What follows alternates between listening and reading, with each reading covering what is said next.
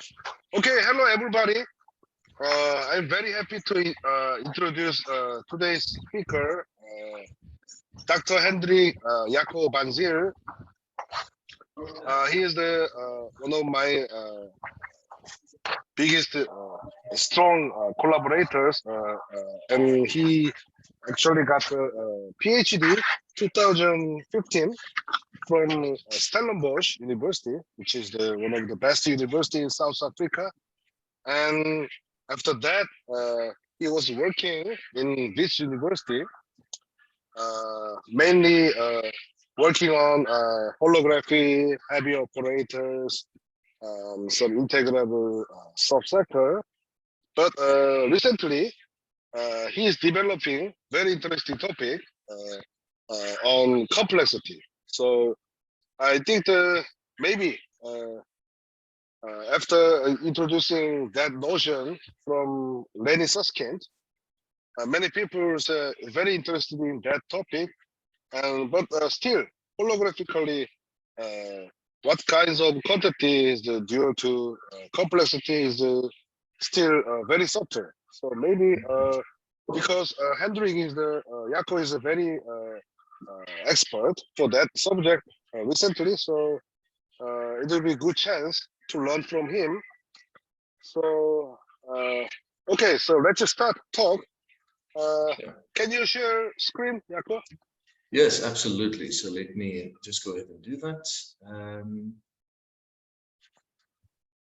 Okay, so this is on this one over here. Is it coming through on your side, Minky? Oh, it's perfect. Yeah. Maybe let me just. I just want to go to present mode. There we go. Excellent. All right. So yeah, thanks.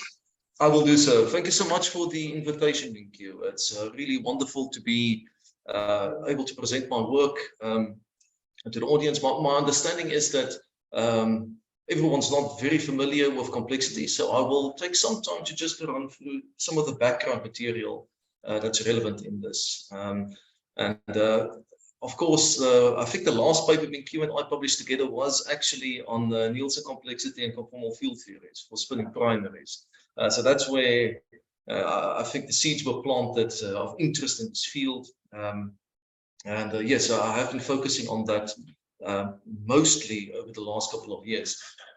So the talk I'm going to be discussing today is based on spread complexity, which is a slightly different notion to complexity that Minky and I worked on, but I will be introducing both of these in the introductory section.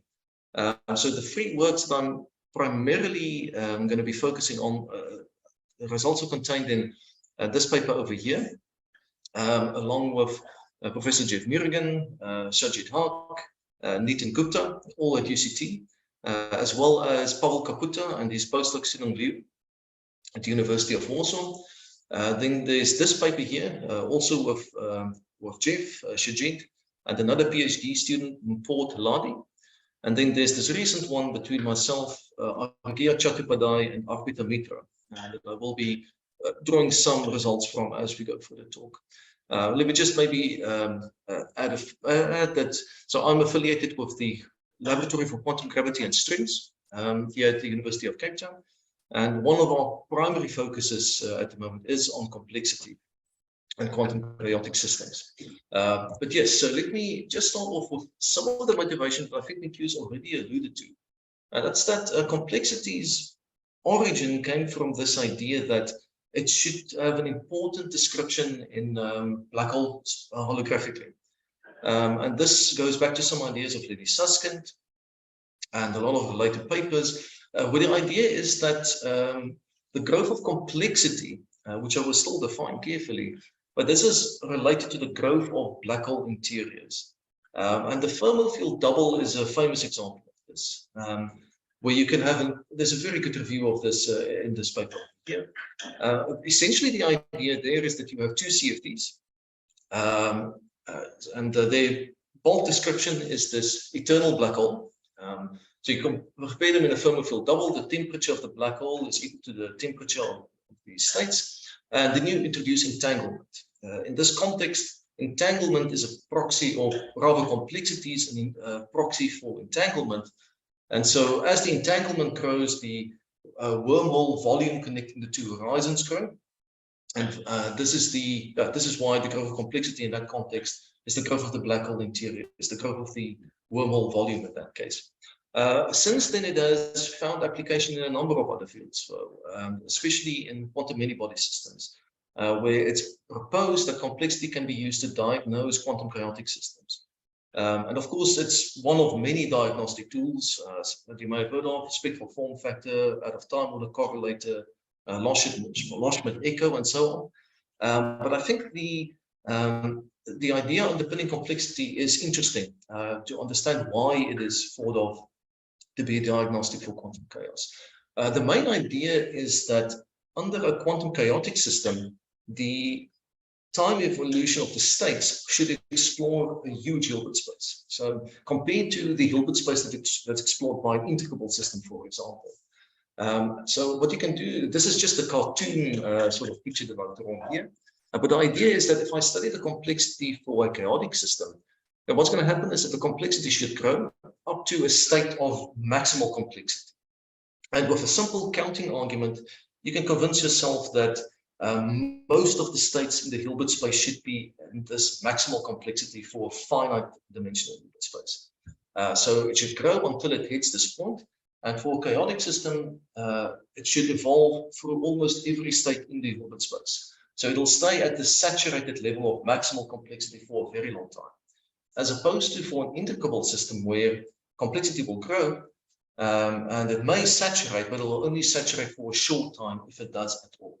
It's also possible that it just grows without saturating and just goes back, depending on the size of the Hilberts or the volume of the Hilbert space explored in the evolution. And by volume here, I simply mean the number of states, number of orthogonal states it's explored in the evolution. Jaco, can I ask one question? Yeah.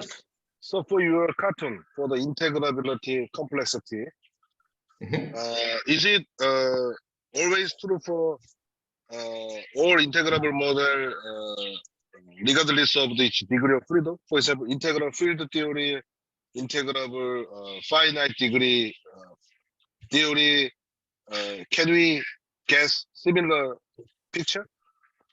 So yes, I think so, Linkyu, and you know, I think industry philosophy and models is a great example of this, where you know, for example, that the planar diagrams are, you know, they form an integrable subset of the theory, and of course, the number of states in the planar theory is very tiny compared to the full theory.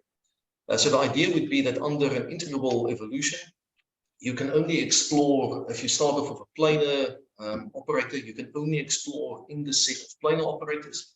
But for, you know, for a chaotic evolution, you would explore almost a full set of operators.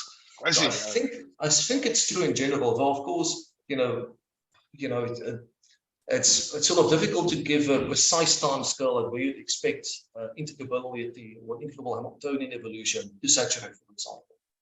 So that's a bit more difficult. So the cartoon is, I think there are. I see. I ask this because naively I thought if there are infinitely many degrees of freedom, then maybe if we act some operators, and even though we act many times, but maybe we need a longer time to going down this complexity. So just naively. It's not possible. Yeah, so it's definitely possible for very large Hilbert spaces that you would also see similar sort of behavior. But if you were to compare it to a chaotic Hamiltonian acting on the same set, you would see a very big difference in the saturation time scale. Okay. Yes. Okay. Thank you. Excellent. But all right, so with this motivation underway, let me just jump into specific definitions of complexity. And let me start the discussion rather generally. So the central question in complexity is how hard is it to synthesize a desired target state if you have some set of unitary operations at your disposal? So it's a rather general notion. And since it is so general, it's not difficult to anticipate that it may be related in some way to all sorts of various quantities, depending on your choice of gates, cost functions, and so forth.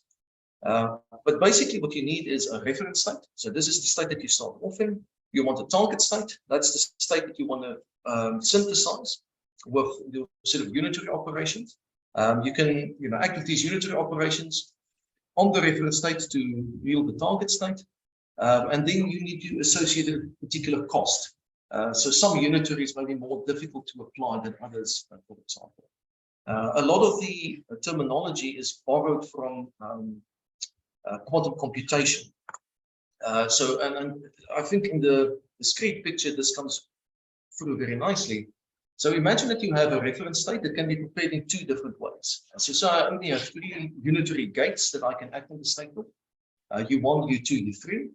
And I can prepare the same target state in two equivalent ways, either with this product of unitaries or this product of unitaries. So on the left-hand side, I've applied 8 unitary operations to reach the target state, and on the right-hand side, I've applied 12. So what you would do in this case is say that the complexity of the state and some choice of cost function is just equal to 8. I've had to apply 8 unitary operations. It's the smallest number of unitaries I need to apply in order to synthesize the state.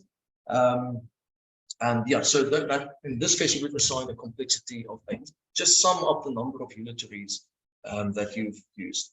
But of course, the discrete notion is not the only notion, and indeed, this is not the one that I will be focusing on.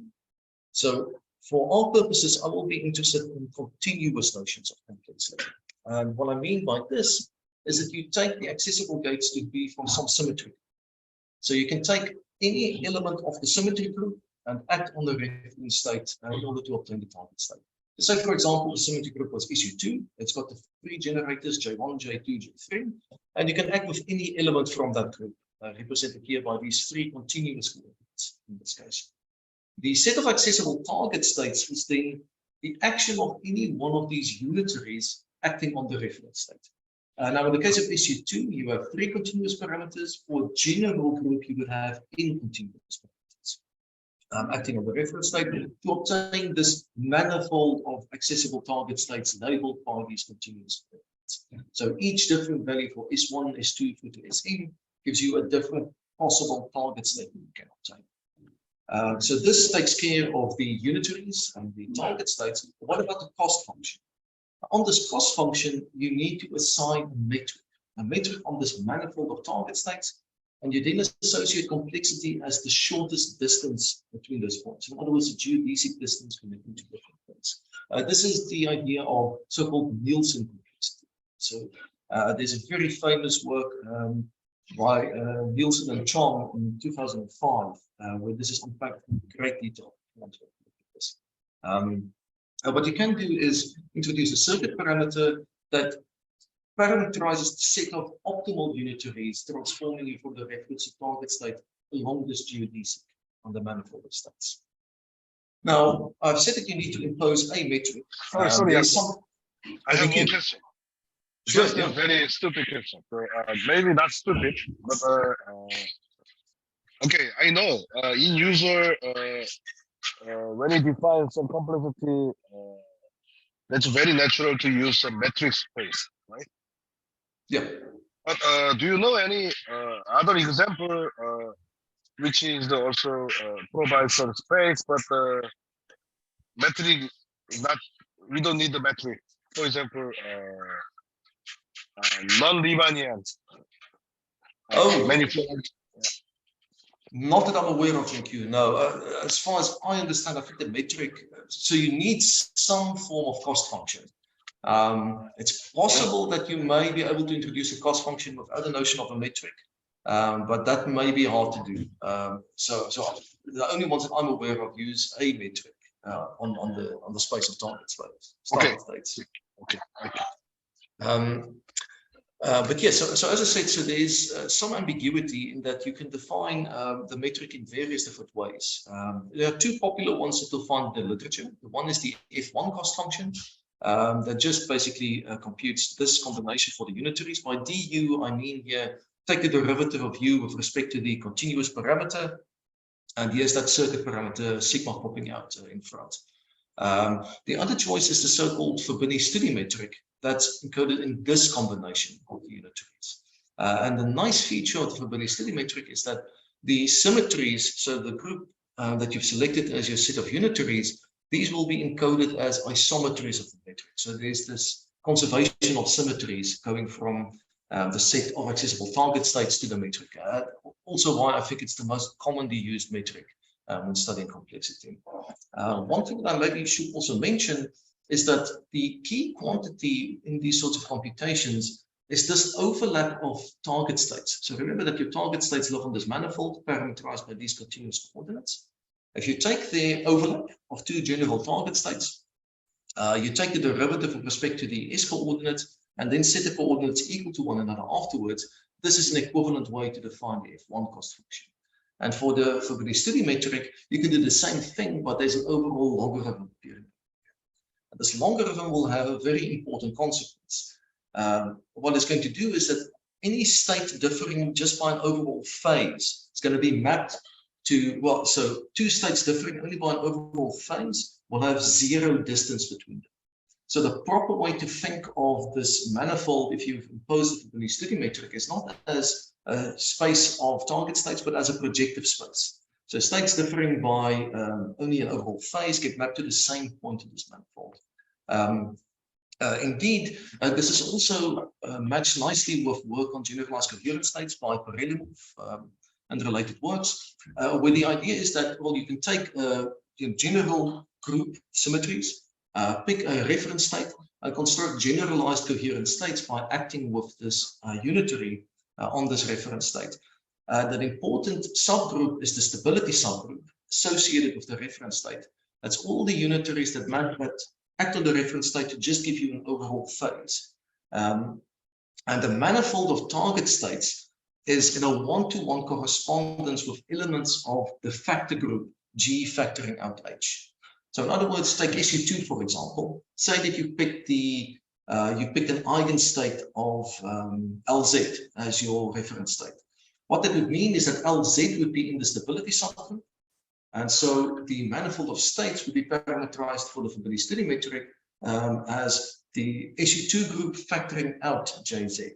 So where I started with three continuous coordinates, there will actually only be two remaining coordinates parameterizing this factor group. We'll see this nicely in some examples later on.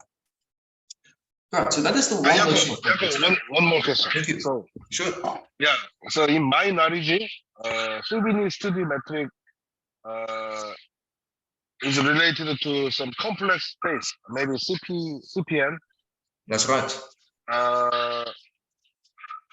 So my question is, why is a complex manifold or some notion of complex number important in this defining complexity? So it's so you'll note that so the way I've introduced the construction here does not make use of complex numbers at all yet. When we get to the last section, you'll see why this actually plays a very nice role in matching up these quantities. In that, if I can give a slight spoiler, that the way that we've constructed the metric over here requires you to take two arbitrary target states, take these derivatives, and then set the coordinates equal to one another. If you make use of the fact that you can parameterize these as complex coordinates, you need not do this because the kits are parameterized holomorphically and the bra is parameterized anti-holomorphically. So you need not do this at all. So that's a very nice feature of complex coordinates. And it will have an additional consequence that we will discuss a bit later on. Absolutely. A very nice question. Yeah, that's definitely something I've been thinking quite a bit about as well. Sure. So ladies and gentlemen, that was Nielsen complexity that I've introduced. My focus for this talk is going to be rather on a different notion of complexity, though I will be referencing Nielsen complexity to some extent. And this is the notion of Krylov complexity or spread complexity for states. So this came about because what you've noticed with Nielsen complexity is that there's a lot of ambiguity. There's a lot of ambiguity in selecting the set of unitary operations, as well as choosing the appropriate cost function. There's whole families of different choices that you can make. And Krylov complexity came about as defining a notion of complexity with less ambiguity. The big advantage of Krylov complexity is that you can define complexity just given a Hamiltonian and the reference state or operator. And the way that works is that you give your Hamiltonian that you're interested in, and you choose a reference state. So this is, you still need to choose the reference state, so there's some ambiguity there, but less at least. And what you do is you first build up this basis ON. By basis here, I mean this is a basis for the set of accessible target states. So your target states are any linear combination of these ONs, or rather any linear combination of time-evolved reference states as your set of accessible target states. Now, of course, this set of states is not orthogonal with respect to the Hilbert space inner product, so you need to orthogonalize this. But this can be done in various ways. One of the popular ways is a recursive algorithm known as the Lanchas algorithm.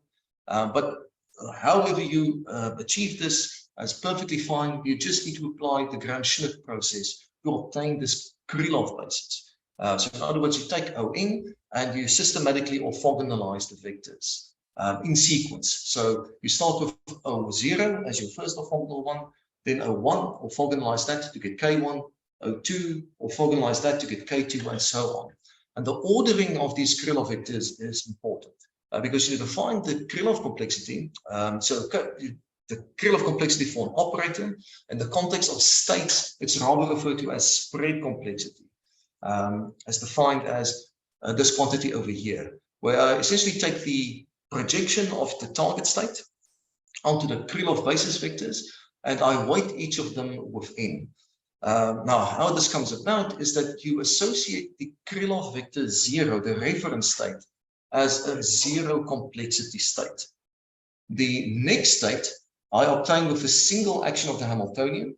I associate with that orthogonal state a complexity of 1. And then with the next one, a complexity of 2, and so on. And this is then, so in other words, I need to... I have fundamental question. Sure. So when you define basis, O1, O2, O3, then it seems made from phi cat over phi r by acting H n times. That's right. That's right. Is it possible to have the orthogonality between O1 or O2 if they are just H yes, times absolutely. Same H, so always commute each other? So it's possible to get, so you can think of the Hamiltonian, and this will be clear in the low rank algebra. So you can think of the Hamiltonian when it acts on a particular state as doing one of two things. It's either going to keep you in the same state, so act diagonally, or it's going to take you back to some subset of the states that you've produced previously, or it's going to produce something new for you. So you can think of that as roughly an up ladder piece, a down ladder piece, and a diagonal piece.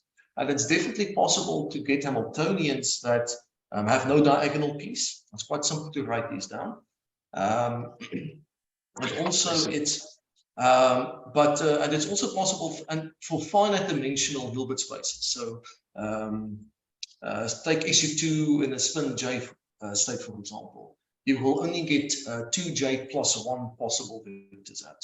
So in that case, what's going to happen is that this Gram-Schmidt process is going to terminate at some point, and you can no longer produce any orthogonal vectors. Good example. Okay, I see. Yeah. So the point now is that the ordering of this basis is very important. So it's an ordered basis for the Hilbert space. And so in a certain sense, it contains so it's the Hilbert space of states, but it contains this additional information of specifying complexities for different states inside this target space.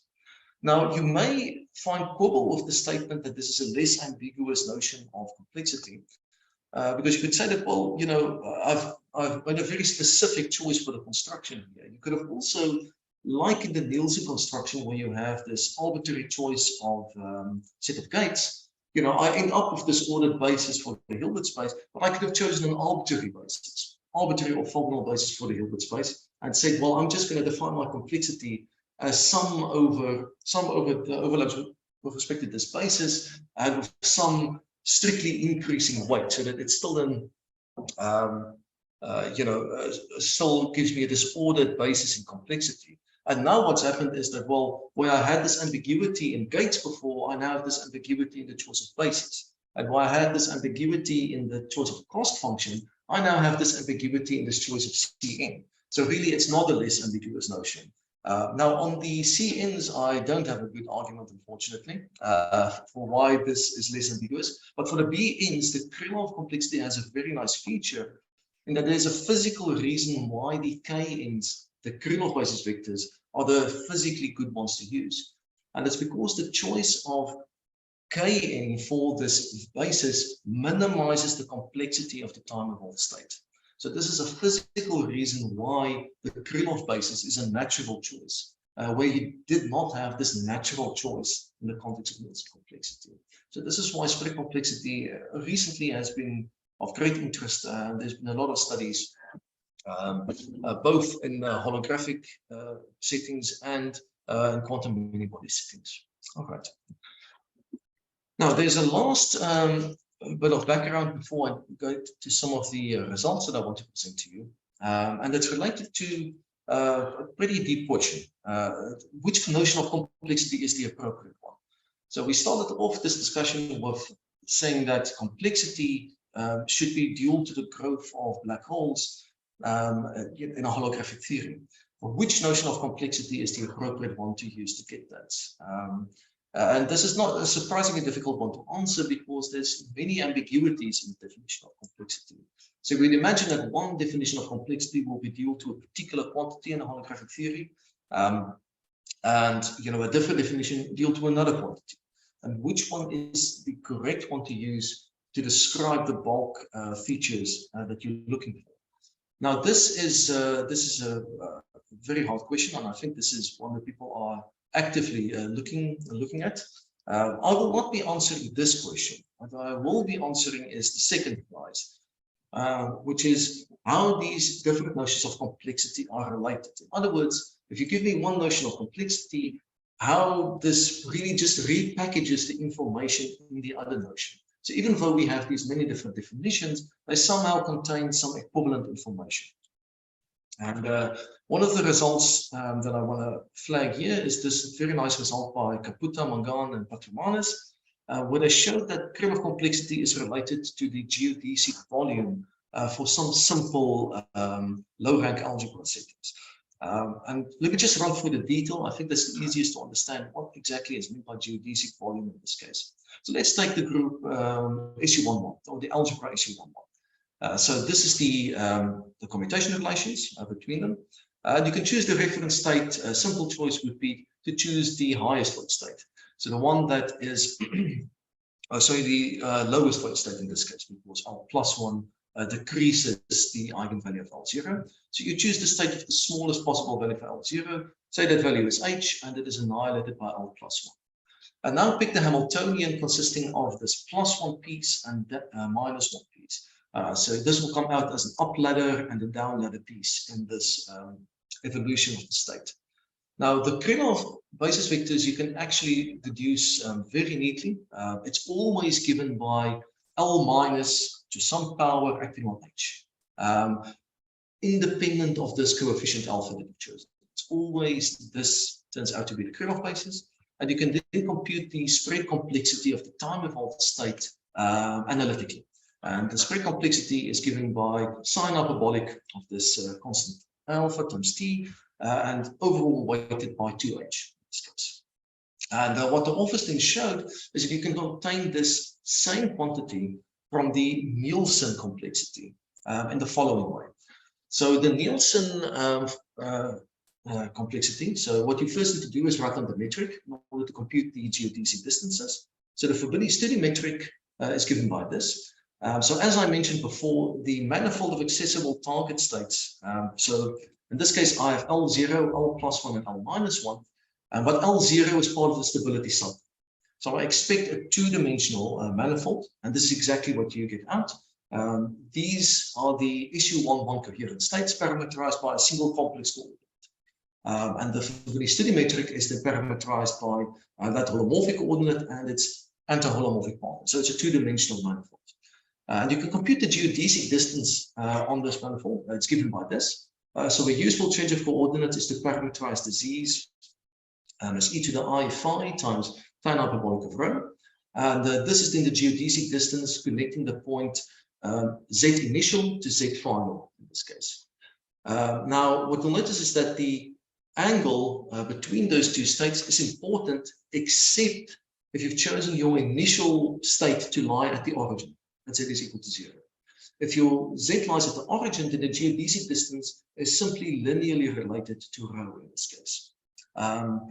And for the Hamiltonian that we've chosen, the path that you're tracing out as your time evolving the state is essentially just increasing rho and keeping you at a fixed value for phi.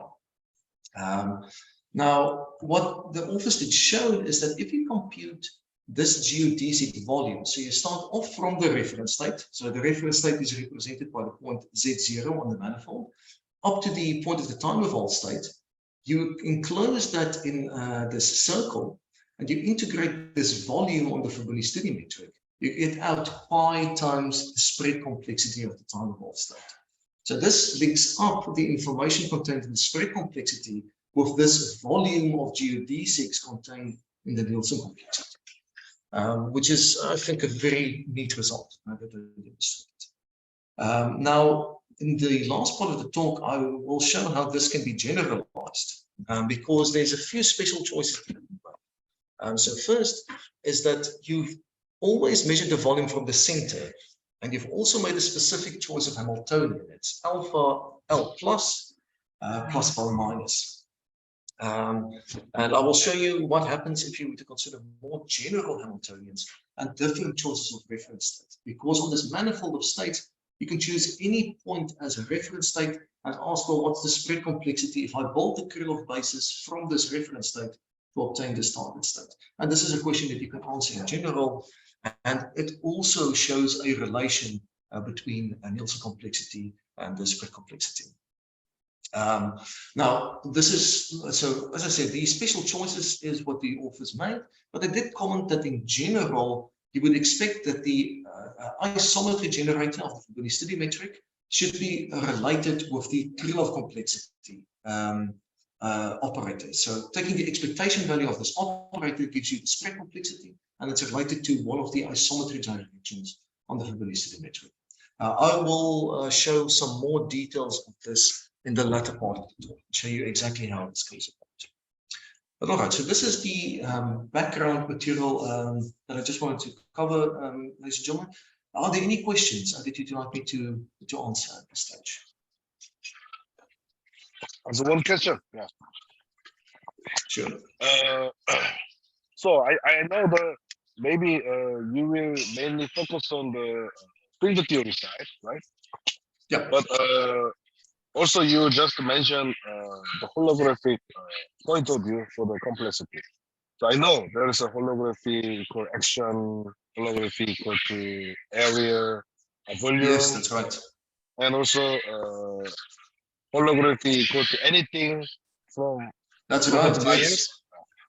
So in your point of view, I don't need any proof, just your opinion. Do you prefer some point of view? What is your idea? So Mikio, I think complexity is sufficiently general to pretty much produce anything for you. Yes, that is my viewpoint on this. Pretty much, yes. But I don't think that is a drawback. I think it is just a case of then understanding, in a sense, the dictionary for complexity. Right? So understanding that the inclusion of which gates will allow you to explore which quantities in the dual side. But I do think that that's the case. Yes, I think it's a sufficiently general notion. But I think that I think that there's also a lot more to cover in the way that these quantities are related, and maybe it will turn out that we can even learn things about holographic theories by doing this. Excellent. Thank you. So in the last half of this, or the second half, I would just like to discuss two results that we have recently put out on the outside. And the first is an application of spread complexity to many body systems. And the second will be a generalization of this K complexity as volume. And that will surprisingly introduce a dilaton gravity into the mix. But let me start off with the many-body application. So what I want to study is the Kitaev chain.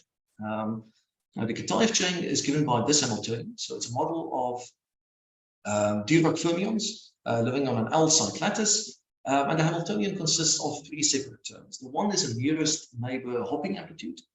The second is a on-site chemical potential. And the last is very reminiscent of a superconducting kind of piece that you have. So it'll annihilate two adjacent upspins or downspins of this Hamiltonian. And now the reason this is of interest is because one of the questions that is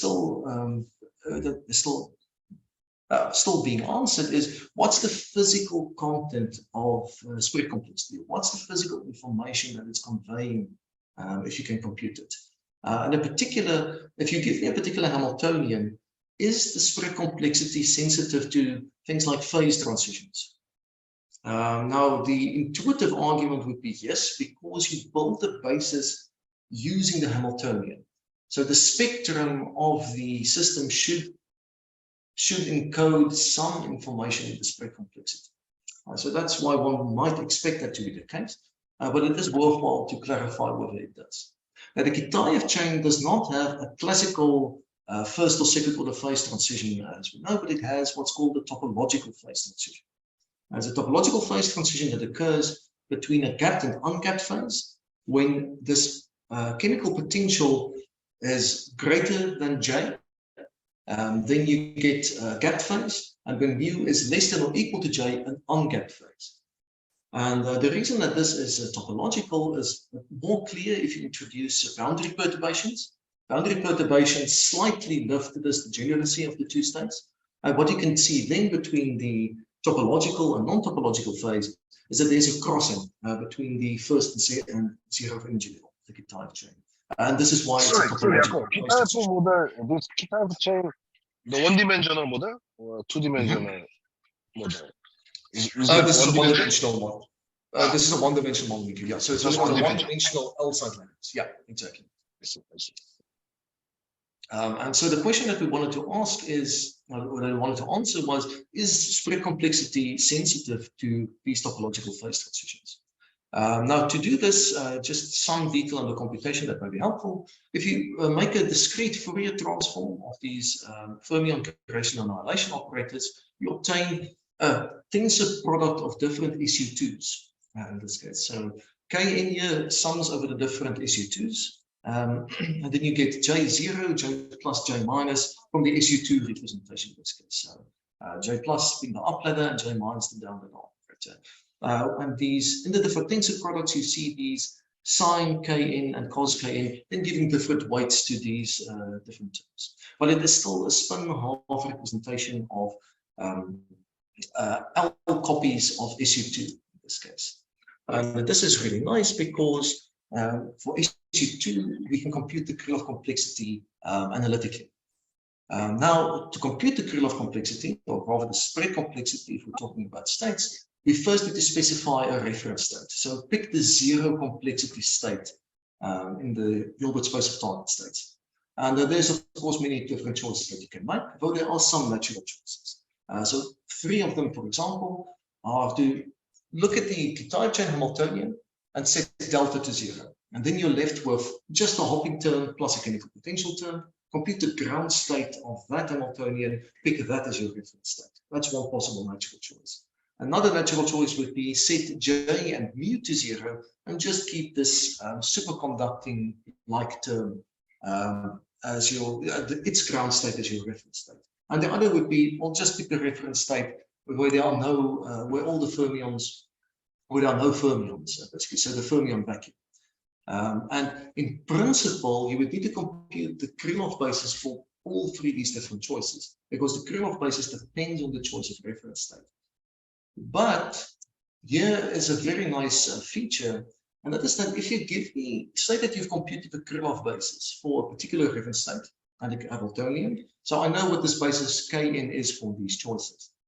then you immediately know the Krylov basis for these unitarily equivalent choices. So if you make a unitary transformation of the reference state, corresponding unitary transformation of the Hamiltonian, then this gives you the Krylov basis with that same unitary operation applied. So in other words, if you compute it once, you know it for this whole family of possible choices.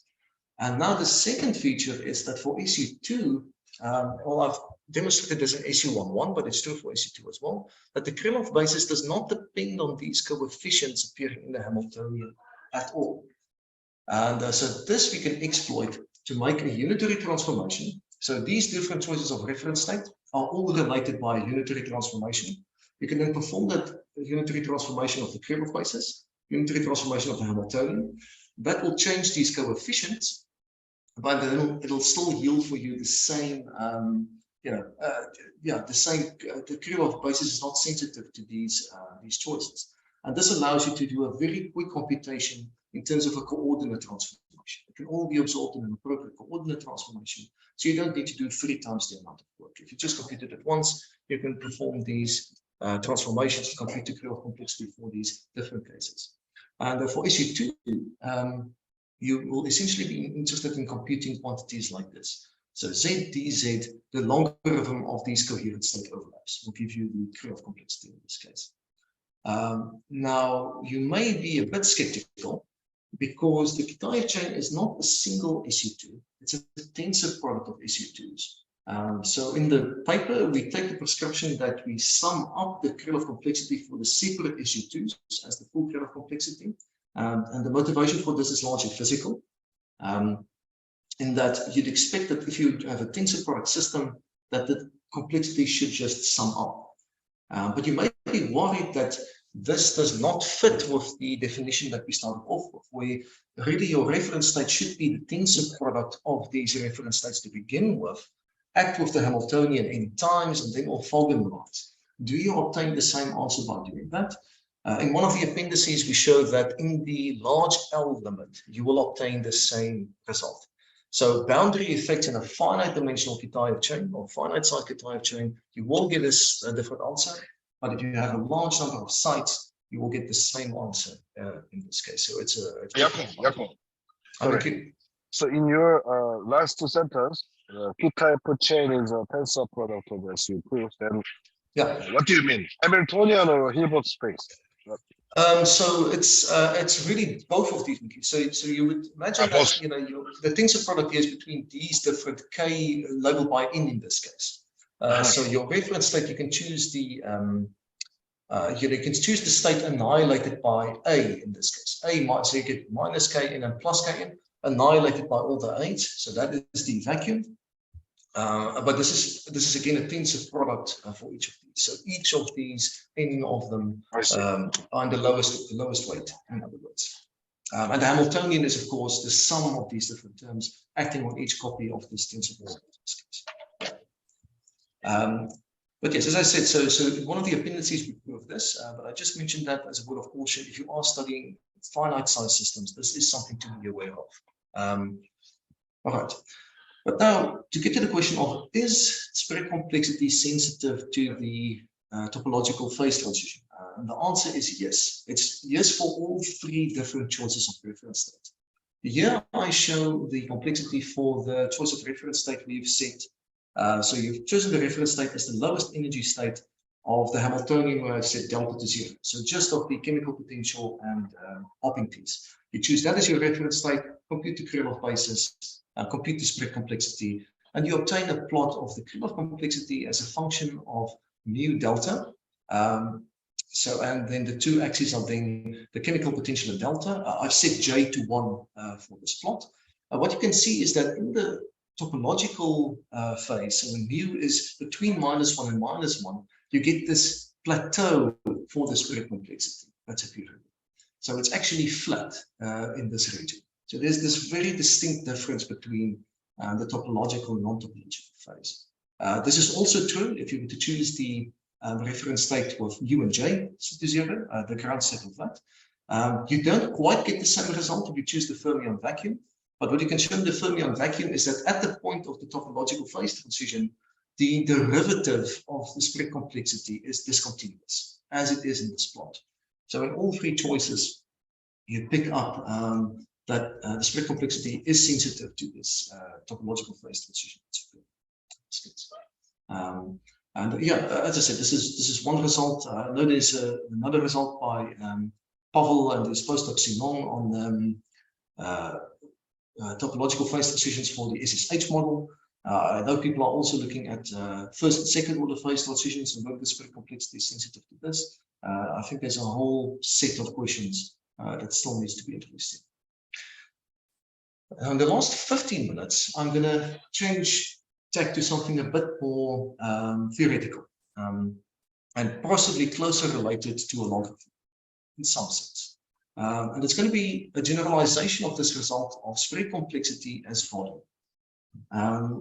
Now, in the last slide, what I mentioned is that the authors noted this relation between the isometries of the Fibonacci metric and the curve complexity operator in this case. And to get to where I want to go, this is just to introduce some theory that's relevant here. And that's that there's actually been for quite a few years ago, this understanding that there's a general relation between killing vectors of the Fibonacci metric and the generators of symmetries. This goes back to work of Ashkerakar and Schilling, trying to formulate a geometric formulation of quantum mechanics. How this comes about is that they want to formulate quantum mechanics only on the projective Hilbert space. So not in the Hilbert space, they only want to work in a projective Hilbert space. And in order to do that, it's necessary to introduce a Riemannian metric and symplectic structure on this manifold in order to properly describe it. But then you can describe these fully equivalently. Now, their construction is rather general, but let me make it more specific to our case, where you have a set of continuous coordinates parameterizing the set of states in the Hilbert space. So here the Hilbert space for us would be the Hilbert space of accessible target states. The metric is actually just the Fibonacci metric that I introduced before. That is the appropriate metric to introduce when doing this geometric formulation of quantum mechanics a la Ashkerakar and Schilling. And the symplectic form is given by a different combination of derivatives acting on the logarithm of these overlaps. Now, if you have states that can be parameterized holomorphically, this goes back to the question that McHugh asked earlier, there's a very special feature that you have, and that is that the metric, you don't need to set these coordinates equal, so you can just take derivatives. If you have kits that are parameterized holomorphically and bras anti-holomorphically, you can just take the derivatives of this coherent state overlap of the complex coordinates. And furthermore, this symplectic structure is very simply related to the metric. So in a certain sense, in these cases, the metric is really the only quantity that you need. You can easily obtain the symplectic from this. So these cases are quite special. And for the examples that we've been looking at, these can all be formulated in this way, where the states are parameterized holomorphically. Now, what Ashkerakar and Schilling showed is that the vector fields on this manifold of states is related to, so this will be the vector field, it's related to the expectation value of the corresponding operator. And this is general. This need not be a symmetry generator. Any vector field that you're interested in, what's the action of this operator and how is it going to flow through the Hilbert space, it's related to these expectation values of operators in this way. If you have a symmetry generator, then these vector fields are going to be killing vector fields. So that is their special status. So the killing vectors are related to the expectation values of symmetry generators through this relation over here, using the symplectic form. Now I'm going to... Sorry, what is the sigma A B bar? Is it simplex? That's right. So it's this symplectic structure that you have over here. And now you have holomorphic coordinates and anti-holomorphic coordinates. Okay. So that's what the unbarred and barred coordinates means. This is exactly that. So using it's in general, you use the symplectic form in combination with derivatives of the expectation value of operators to give you the corresponding vector field in the manifold. Now this will link up quite nicely with dilaton gravity. Let me just give a brief overview of how this is going to do, and then I'll get into the nuts and bolts of the equivalence. So The model I'm introducing is this 2D action. So you've got this two-dimensional integral square root of g r plus v, where v is some potential that can in general depend on the dilaton itself, and some boundary. Now, for those of you that have not worked with this before, if you were to just use the Einstein-Hilbert action in 2 dimensions, you will just get trivial result out. So there's nothing, there's no dynamics in that setup. In order to get something out that is non-trivial, what you can do is include this dilaton, so that you get equations of motion corresponding to the metric as well as the dilaton. So if I take a derivative of the action with respect to the dilaton, I get one equation of motion, that's r is equal to minus v. And if I vary the action with respect to the metric, I get this equation of motion for the dilaton.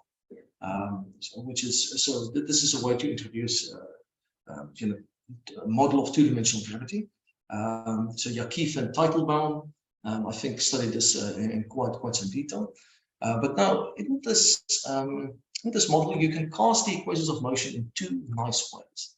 The first is this is for a constant v, to write it in this form over here, where the covariant derivative of this quantity is equal to 0. So in other words, this quantity must be a constant. It must be a positive, 0, or negative constant. And this parameterizes the 3 different classes of solutions that you can get: ADS2, DS2, and flat. In this case. So this is the one useful way to rewrite it. This M is sometimes referred to as the total entropy or energy of the system in these 2D models. But the second way it can be recast is by realizing that this derivative of the dilaton is actually a killing vector. So you will notice that the same symplectic form here plays a role introduced earlier, related. So what this tells you is that if you were to think about these two as matching up, then the dilaton must be related to the expectation value of the symmetry generator of the background metric in this case. And this is the key insight that we will be using to make the matching. So let me go through the details of how this matching goes about. So I will keep the discussion quite general. Discuss low-rank algebras with a form constant in this case. So imagine that you have an algebra built from L plus and L minus, as well as their commutator. Now what you can do is to close the algebra is to take the commutator of these two and commute it with L plus minus, and there will be some form factor in this case. So if it's going to be equal to 1 for SU11, it's going to be equal to minus 1 for SU2, and it's going to be equal to 0 for the Heisenberg algebra, for example. In its representation theory, you can choose a highest weight state, so one that's annihilated by L minus, and that gives you an eigenvalue when the commutator acts on this reference state W. You can write an arbitrary group element acting on this reference state as this coherent state over here. So this parameter Z, this complex parameter, again parameterizes the set of accessible target states. Now these target states are in a one-to-one correspondence with group elements of your group G, factoring out this stability subgroup. Now you can compute the Fibonacci metric, that's what it's given. The scalar curvature, again, is going to depend on this factor F that you have. So again, it's going to be negative scalar curvature for SU11, positive scalar curvature for SU2, and so on. And you can compute the geodesic distance between any 2 points represented by a manifold. But we're not going to be interested in that at all, but it can be done. Now, on this manifold of target states, you want to compute, say you want to compute the spread complexity. The most general thing you can do is say, pick any one of these coherent states as your reference state, and any one of the other coherent states as your target state. What is the spread complexity for that construction? So in other words, you pick your state on the manifold as the state living at the point Z0. So you can take the highest weight state and basically transport it to this point Z0 under this unitary operation given over here. And this is now the reference state for building your Krylov complexity. Now the Krylov basis you can compute analytically, is given by this unitary transformation again features. You can parameterize these states in a nice way like this for the computations that takes care of things with this coordinate transformation, and you can then compute the Krylov complexity analytically. Let me just unpack this expression a little bit. So this is the Krylov complexity for the coherent state parameterized by the coordinate z on the manifold, where I've built the Krylov basis, starting with the reference state UW, so that one that's been transported to the point Z0 under the Hamiltonian H. And this is the answer that you obtain. This is the answer for the spread complexity for these two different points in this case. Now, this I will show you comes about from the computation, from an equivalent computation in dilaton gravity as follows. Consider this dilaton action where I've chosen this constant V to be equal to 4F over W0. So in other words, the equation of motion for the metric gives you back the Fubini-Studi metric. So the solution of that one part of the equation of motion is the Fubini-Studi metric. And now the solution for the dilaton I'll be able to match with spread complexity. The general solution that you can write down is given by that expression over there with 3 arbitrary constants. And what you now need to do is supplement this with boundary conditions. And now let's so the boundary condition that you need to impose is quite natural. It's that you want to match this dilaton with spread complexity. That means that there must be a state of minimal complexity on the target state manifold. And so in other words, at this reference state that you've chosen, that must be a state of minimal complexity. So the dilaton must be a minimal at this point. So imposing that condition gives you exactly what we want. It gives you the dilaton proportional to an overall constant multiplied by this formula that we had for the spread complexity plus another constant. So this matches them up quite nicely already. Now to fix these two constants, what you need to do is 2 additional things. The first is that you need to, let me just say that what we've matched here is actually the dilaton matches exactly with spread complexity. We've chosen this to be your cost function. But what you now need to do is say, well, the spread complexity of my reference state is minimal, but it's more than that. It's actually 0. And that'll fix this overall constant C. On top of that, I want to fix it so that the scaling of the Krylov basis vectors is that it's 0, 1, 2, 3, and not some other different scaling for the increase in complexity. And then I fix it the second boundary condition. You can write that boundary condition just in terms of quantities in the dilaton gravity by taking that quantity M that I introduced earlier. That's the total energy or entropy in the system multiplied by the scalar curvature must be equal to -1. We still don't know if there's some more deeper physical reason for this, but this is an observation that we at least made that this is an equivalent way to cast that boundary condition. All right. So, ladies and gentlemen, that is the 2 results that I wanted to cover. So let me just discuss some outlook and possible future directions. So spread complexity, it's something that is interesting in several branches of physics. High energy physics, holography, quantum many-body systems. And it's a rather recent notion. It's only, I think, on the order of 5 years old at this stage. And what it provides as an advantage over Nielsen complexity is a way to quantify complexity with less ambiguity as compared to the Nielsen approach, for example.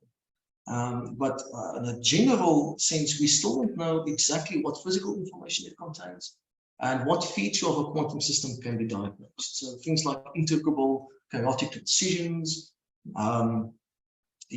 phase transitions. I think the jury is still out, and there is still some insight that can be gained there. And furthermore, on the computational front, the algorithms for computing spread complexity is iterative. Can more efficient techniques be found? So can we find sensible approximations? So one of the papers I flagged on the title slide actually tried to answer this question of sensible approximations to computing the Krylov vectors. And furthermore, does it allow for perturbative treatment of systems? So what I've shown you are systems where you can compute things analytically. But what about systems where you can't, where you need to do a perturbative treatment? Can we produce efficient algorithms for computing spread complexity for these kinds of systems? And on the dilaton gravity front, what I've shown is that you can match spread complexity and Fubini-Studi metric, so the Nielsen complexity, you can package them very nicely in this theory of 2D gravity, and they come out as the solutions to the equation of motion. But of course, these were all really the classical solutions to the equation of motion, and you can consider fluctuations around this solution. And a natural question would be, do these fluctuations also capture something related to complexity? Also, I've ignored the boundary action completely because I've just been interested in the bulk equations of motion. Can the boundary action be interpreted in some way as a quantity related to complexity? Can you match different dilaton models with different choices for the CN? And does this picture hold for higher dimensions, so that away from these lower intervals? These are all questions that I think are interesting to look at.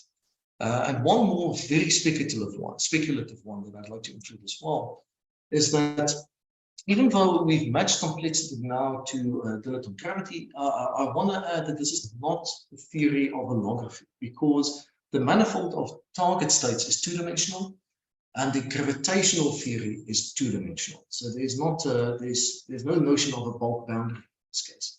But I think the construction can be altered in a way to produce that. And if that can be done, what is known is that dilatons have a natural interpretation of the volume of compactified directions. So in other words, you have the dilaton matching to spread complexity. And is this a way to get a handle on complexity equals volume? Is this an appropriate way to phrase that question? To answer it for these kind of equivalent dilaton variables. Yes, that's about all that I have. Thank you for your attention. And yes, and thank you to the National Institute of Theoretical and Computational Sciences for their support. Thank you, Jaco. Thank you so much for very nice talk, Jaco. I believe here audiences will have a good chance to learn complexity. Do you have any questions here?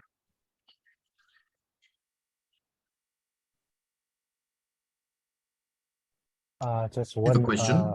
One live question. So so I think the UO approach seems to be different from the Susskind already did. So what's the difference? Oh, so I think in Susskind setting, they were interested in studying spin chains, and so I'm just trying to remember the construction again. Just trying to remember the construction. Susskind considered these spin chains, and I think the complexity there was sort of thought of as the spread of perturbations in the spin chain. So yes, so I think it would be interesting.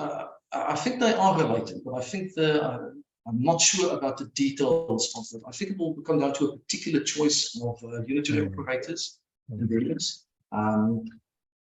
But I think that, yeah, I think probably people have looked at that. I'm afraid I don't know the details, unfortunately. So I think what I wanted to convey here is that complexity is a rather general notion. There are many different ways to write down a cost function that you interpret as complexity. And it's in general the proxy for some other physical quantity in the system. But I think there's a lot that still needs to be clarified on exactly which physical quantities it's a proxy for. There are some examples where it's clear, but in general it is not.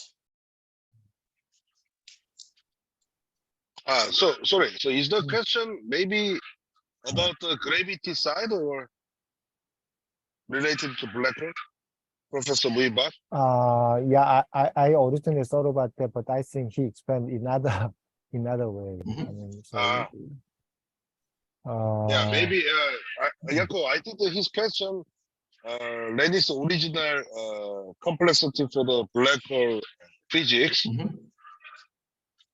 And if you spread the complexity, can you also capture such a point of view? I see, yes. I see. Sorry, I misunderstood the question. Yes. So I'm not sure about that. I think at this stage we're still at a very early stage in sort of in building this, in the sense that, you know, we really limited to these two-dimensional models at this stage. but I think is necessary is to understand the construction for higher dimensions before I think we can begin to address that. And for high dimensions, it's a bit more tricky because there's a lot of analytical results that we rely on that are not accessible in high dimensions. For example, I often use the fact that the spread complexity, the Krylov basis, is not dependent on the parameters in the Hamiltonian. And this is true only for low rank algebras. If you consider high dimensional symmetry groups, the Krylov basis is going to depend in some non-trivial way on the parameters in the Hamiltonian. So it's already a big increase in the difficulty level of doing these computations analytically. Now we've made some progress on this in that I think if you're working with tensor product systems, there's some simplifications that you can use. There's some good approximations that you can use in certain regimes, but we're still not there yet to really answer this for something like a 4-dimensional gravitational theory, for example. I see, thank you. And then regarding the basic concept of complexity, so so we can consider complexity as a kind of measure of entanglement for the two entanglement system? Certainly, yes. So Yeah. it's again going to boil down to exactly the choice of unitary operations that you have at your disposal. But you can imagine that the unitaries, so say that you start off with two states that aren't entangled. So a pure state. Then you can introduce unitaries that will build up entanglement, of the state. And yes, in that case, complexity will be a proxy for the entanglement of these states. Absolutely. And it all boils down to the choice of unitaries. That's very important. So it's all about the choice of unitaries that you've made. What they contain. But in that case, yes, complexity will be a proxy for entanglement. Okay, thank you. Pleasure. Further questions?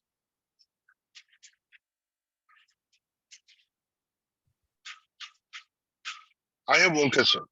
So in Nielsen's complexity, you remember for example, our paper, there was some relation to co-adjoint orbital calculations. Sorry, could you just repeat that? Sorry. There was some relation to co-adjoint orbit calculations. That's right. Yes, that's right. Can we also make such a relation in spread complexity? So that's a great question, Q. I suspect the answer is yes, but I think that's certainly not answered yet. Let me just maybe make a few comments there. So the co-adjoint orbits. So what you're essentially looking for is So these co-adjoint orbits, they come out nicely in the Nielsen complexity because you've considered a full symmetry group, right? So you're really considering all the symmetry generators in the group. Whereas for spread complexity, what you've done is you've picked out a particular generator from that group, a Hamiltonian, and you'd only generate states along that. So I suspect there is a relation, but it's not entirely clear. The related question is the appearance of conjugate points. So whether you can see the appearance of conjugate points in spread complexity for finite dimensional systems. This is still being investigated, so this I'm not sure. But my suspicion is yes, it does play a role.